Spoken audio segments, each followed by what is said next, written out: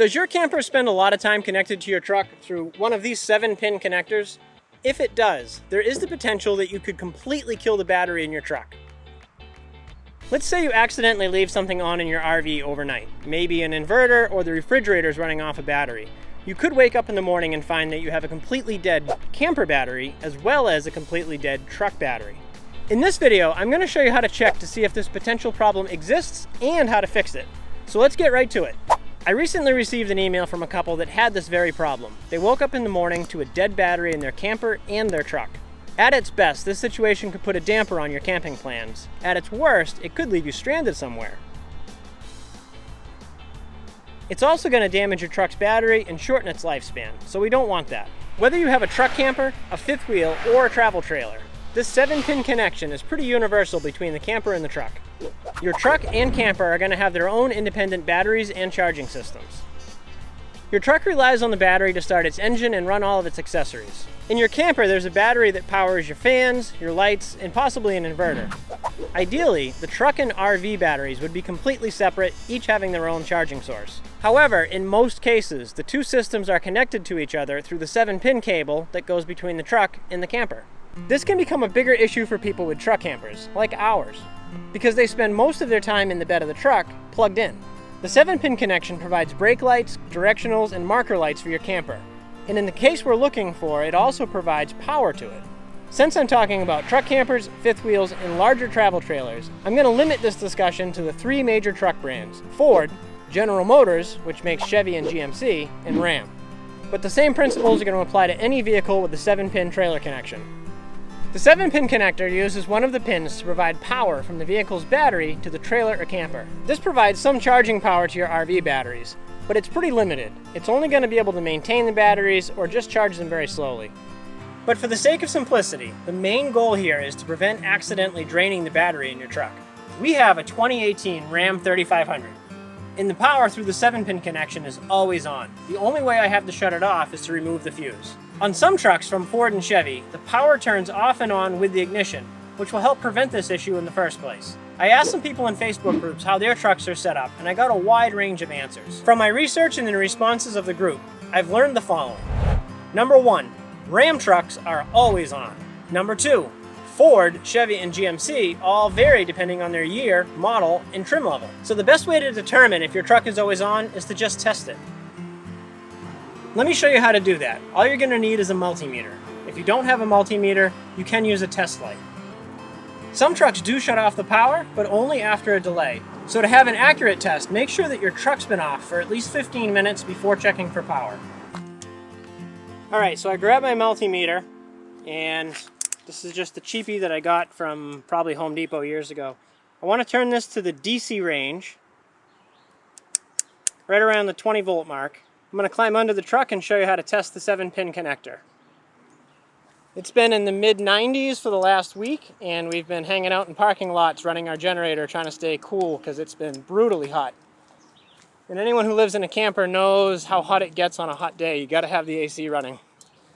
And I'm going to climb under here, and that's where I'll show you what I'm doing. Alright, so I'm underneath the camper, and it's really cramped back here, so I apologize for the poor lighting and camera angles here. This tells you what each of these does. So that's like directional, that's lights, that's directional. That looks like negative, that looks like positive. And that is reverse lights, and that is, I can't really see it. Based on this pin diagram, if I connect the multimeter negative here and the positive here, what you're looking for is to make sure that you don't have power coming through here.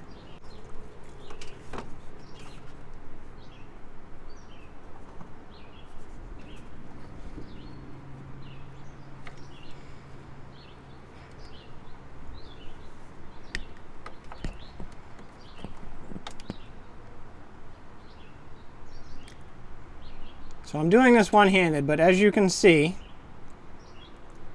my truck batteries have been sitting all day, and they're at 12.69 volts, 12.7 volts. So this is always on, and this is the problem, especially because I have lithium batteries. If I had this still connected all the time, that would mean that my lithium batteries are trying to charge my truck batteries all the time. That's some of the issue when you have two different types of batteries, whether it be lead acid and AGM or AGM and lithium. You want to have dissimilar batteries disconnected. So that's kind of the point of all of this. If you do have a truck that's always on, you can solve the problem in a few different ways. The first method is to just unplug the connector when you're not driving. This is a free and easy method to disconnect the camper from the truck. However, it's very easy to forget and somewhat of a hassle depending on your setup. The second option is to install a switch somewhere in the truck or the camper. This would give you manual control and make it much easier to access and remember to do it. The third option is to install an automatic switch, known as a combiner or an isolator. These devices automatically turn on when there's charging voltage coming from the truck, and turn off when that charging voltage drops below a certain value. I chose to go with the third option for simplicity and so that I didn't have to think about it. There's a couple different types of these devices. The first one is a battery combiner, the other one is a battery isolator. So what's the difference? A combiner is basically an automatic relay. It's just an on and off switch that does all of the work for you. An isolator uses diodes to separate the batteries, and there's usually about a 1/2 volt drop, which doesn't sound like much, but it makes a big difference when you're charging your house batteries. There are also FET-based battery isolators that work similarly to diode battery isolators. However, FET isolators have almost no voltage loss. But these devices are larger and more than double the price of the simpler battery combiner. After a ton of research, I chose a Victron 120 amp Cyrix-CT combiner.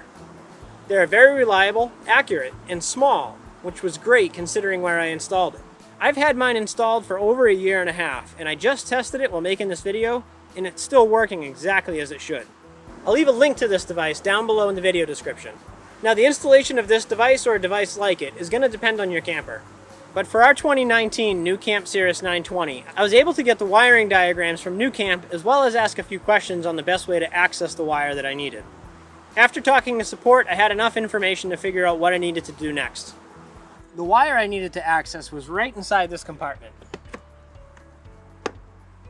In here I have all my water controls and my sewer controls, as well as the main battery disconnect. After talking to NuCamp, I found out that the wire I needed to install the combiner on was located right behind this battery switch.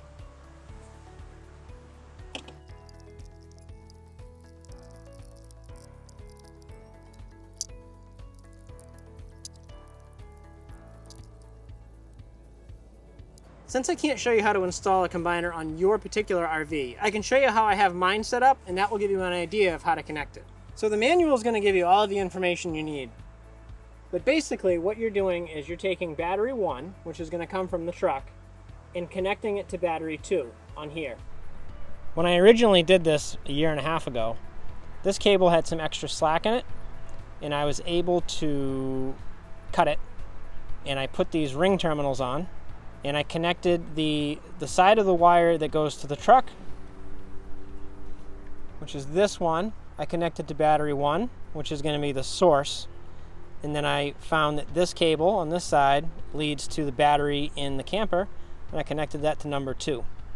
The only thing I had left to do was connect this to ground. Since this aluminum diamond plate is attached to the frame, it also goes to ground. So this gives me a grounding point that goes both to the camper and to the truck, which is how it completes the circuit. So the computer inside of this thing monitors the voltage on this side and on this side and determines when to turn it off and on. So when the truck is sitting at rest, I think the battery is right around 12.6 volts. When it's charging, it's somewhere between, say, 13 and 13.6 volts. So this senses that and turns the relay on. So that allows some of the power to come in through here and then out to the camper battery. There is also another option on here, which is this other plug back here, which they call it, I think, Start Assist. In the event that the truck's battery was completely dead, I could attach 12 volts to this prong, which would turn this back on and let power feed from here back to the truck battery. I have no interest in doing that because it would take a long time to transfer enough power from my camper batteries through this little tiny wire to recharge my truck's batteries. If I had a real problem, I would probably take the battery out of the camper and use my jumper cables to start the truck. As you can tell, this is really small. It fits inside this little tiny compartment. I'm sure that your camper has a fairly similar wiring setup and possibly easier than this one. You can always reach out to the manufacturer and ask them for some wiring diagrams and some advice on how to access this particular wire. Also, Facebook groups are a really handy source if you're looking for information like this. I hope this information prevents a few dead truck batteries and gives you some peace of mind knowing that you won't accidentally kill the battery in your truck. What do you think of this setup? And have you ever killed the battery in your truck or RV? Let me know down in the comments. We have a selection of different camping and outdoor related t-shirts available at our travelmotivated.com store. I'll leave a link to it down in the description. And as always, thank you for watching. If you like this video, please give it a thumbs up and consider subscribing. That really helps us.